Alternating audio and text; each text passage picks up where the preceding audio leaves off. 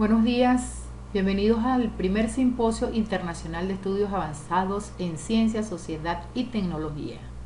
Ponencia: Biotecnología y metabolismo secundario de plantas medicinales para la generación de fitofármacos. En la actualidad, la Tierra, el planeta, está pasando por problemas sumamente complejos. El calentamiento global, el cambio climático, la alta densidad poblacional con su demanda de alimento y de medicina, entre otros, han hecho que la ciencia se amalgame con la tecnología para la búsqueda de soluciones a estos problemas. En este sentido, en nuestro caso, la biotecnología se presenta como una herramienta que nos ofrece técnicas innovadoras para la obtención de nuevos fármacos a más bajo costo y con mayores beneficios al alcance de un gran número de personas. Sabemos que al hablar de fitofármacos estamos hablando de plantas medicinales. Las plantas medicinales están en la Tierra desde hace millones de años. Sin embargo, su uso inicia con la misma aparición del hombre sobre la Tierra. En este caso, pues nuestros ancestros las utilizaban, nuestras culturas precolombinas las usaban plantas y hongos alucinógenos como parte de sus rituales y también con fines curativos. Hasta el siglo XVIII, la única forma de curar o tratar enfermedades o patologías era con el uso de plantas medicinales. Ya en el siglo XIX se comienzan a sintetizar estas plantas medicinales con técnicas analíticas en laboratorios. No olvidemos que la medicina alopática o la medicina farmacológica nace de esta medicina tradicional. Es así, por ejemplo, que el ácido salicílico presente en el Salix alba fue utilizado desde hace más de 2400 años por nuestro amigo Hipócrates, el padre de la medicina, para calmar dolores, fiebres, reumas en sus pacientes. Ya Bayer, por el año de 1897, sintetiza de manera comercial la aspirina Bayer, que sigue hoy de moda. Cuando hablamos del metabolismo de plantas, tenemos dos tipos de metabolismo: el metabolismo primario, que es vital para las plantas, que tiene que ver con la síntesis de moléculas esenciales para la vida de la planta, como los carbohidratos, proteínas, lípidos, ácidos nucleicos.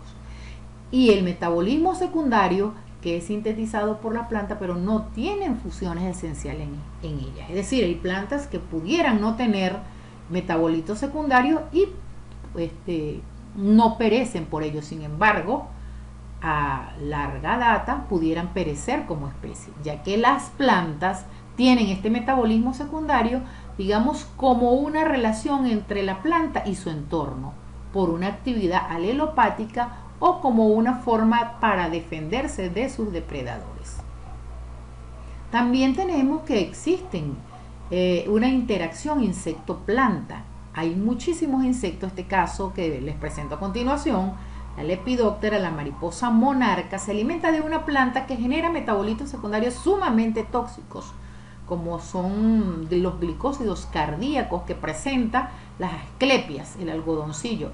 Las orugas, cuando están en crecimiento, en su proceso de crecimiento, se alimentan de este compuesto y se presume que quizás a esta sustancia el éxito que ellas tienen en esas migraciones que hacen tan maravillosas y tan complejas durante muchísimos días y miles de kilómetros.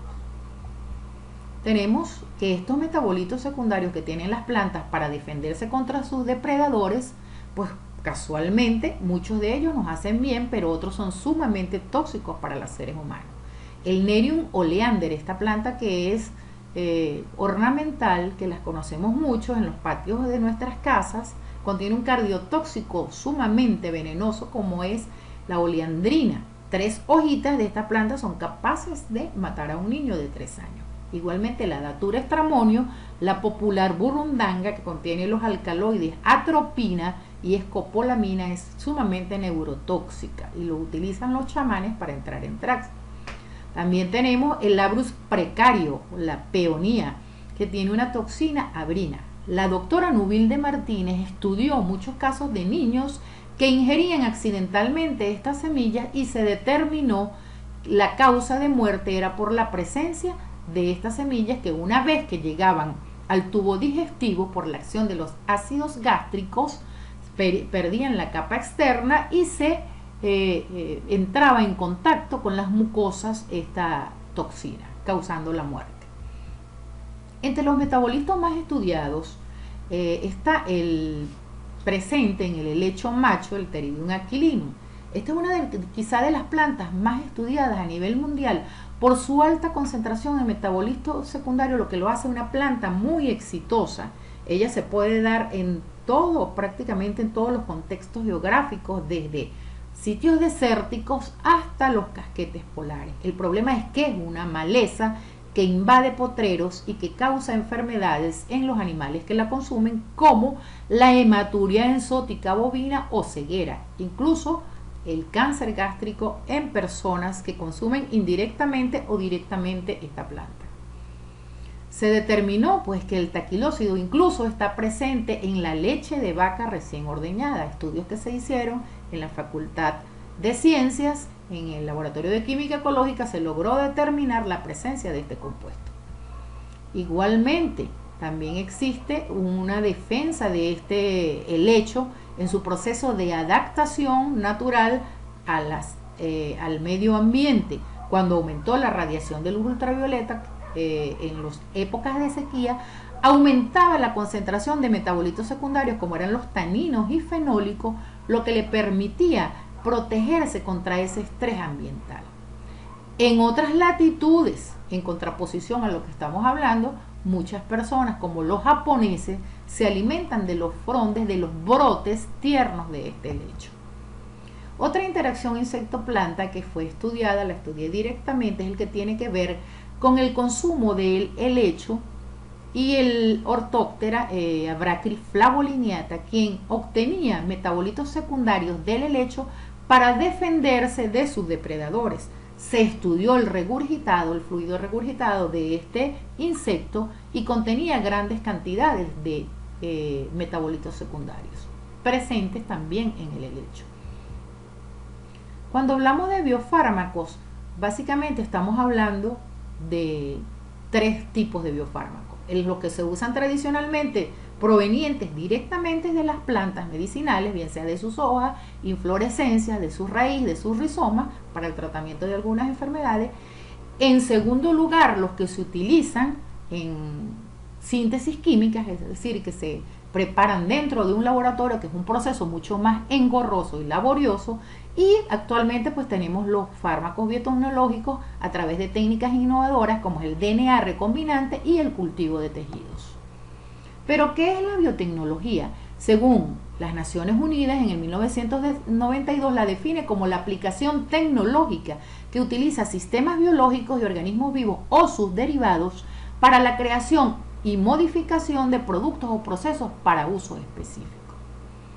Entre los medicamentos biotecnológicos, uno de los más comunes que todos conocemos o por el uso de algún familiar que padezca esta enfermedad, la diabetes tipo 1, es la insulina obtenida a través de la técnica del ADN recombinante.